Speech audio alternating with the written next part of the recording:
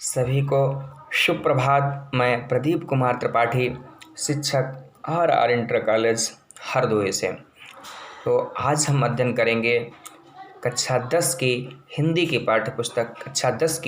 पाठ्यपुस्तक से पद्य पाठ सूरदास के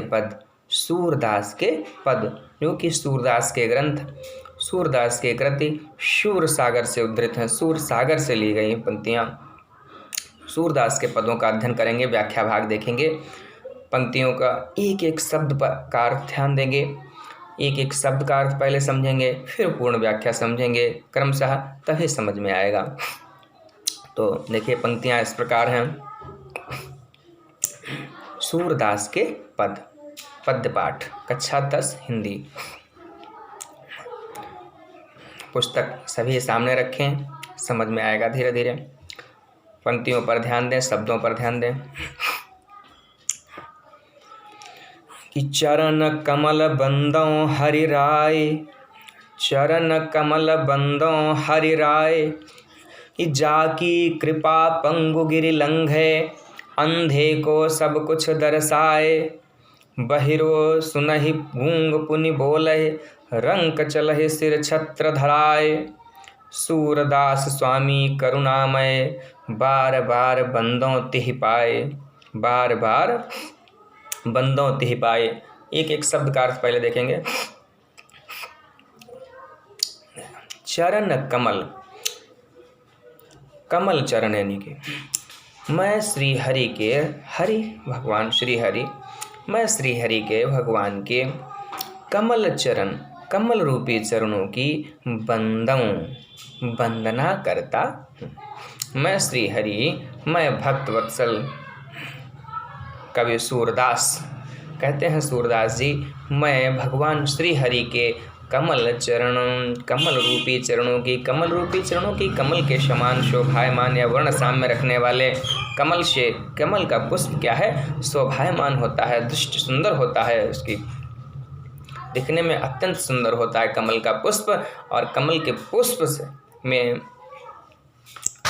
आरोप किया गया है, यानी कि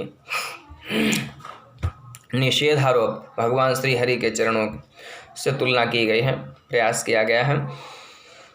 तो भगवान श्री कहते हैं सूरदास जी, भगवान श्री हरि के कमल रूपी चरणों की, कमल के समान शोभायमान श्री चरणों की मैं वंदना करता हूँ। बंदों तिहि, मैं भगवान श्री हरि के कमल रूपी सुंदर सुंदर चरणों की वंदना करता हूँ। कैसे हैं भगवान श्री हरि के चरण, कैसे हैं भगवान श्री हरि, ये उनके विशेषण हैं, आगे जानेंगे। विशेषण क्या है? विशेषण का मतलब वे शब्द जो किसी की विशेषता बदलाते हैं, वो विशेषण कहलाते हैं। देखिए, श्री हरि के विशेषण हैं कि जाकी कृपा पंगु गिरि लंघे, अंधे को सब कुछ दर्शाए। जाकी कृपा, जिस भगवान श्री हरि की, विष्णु की कृपा मात्र हो जाने से जिस पर भगवान श्री हरि की कृपा हो जाए, ऐसे पंगु गिरि लंघे। पंगु मतलब अपंग व्यक्ति भी, अर्थात अपंग व्यक्ति, विकलांग व्यक्ति भी, विकल हैं, विह्वल हैं अंग जिसके, ऐसा व्यक्ति भी, अर्थात जिसके पैरों में भी विकार है, पादेन खंजहा, पैरों में विकार भी है, पंगु भी है, अपंग भी है, वो गिरि लंघे। गिरि माने पर्वत, लंघे माने लांघ सकता है, अर्थात पार कर सकता है। यानी भगवान श्री हरि की अगर कृपा हो जाए तो एक ऐसा व्यक्ति जो पंगु है, अपंग है, पैरों से अपंग है, वह व्यक्ति भी ऊंचे से ऊंचे पर्वत शिखर को पार कर सकता है। और क्या कर सकता है? श्री हरि की कृपा से क्या क्या हो सकता है?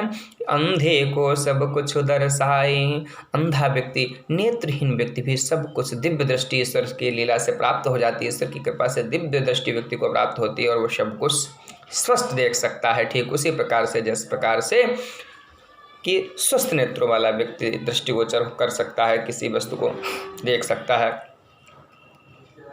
जाकी कृपा पंगु गिरि लंघे, अंधे को सब कुछ दर्शाए। और श्री हरि विष्णु की कृपा कैसी है कि बहिरो सुनहि गूंग पुनि बोले।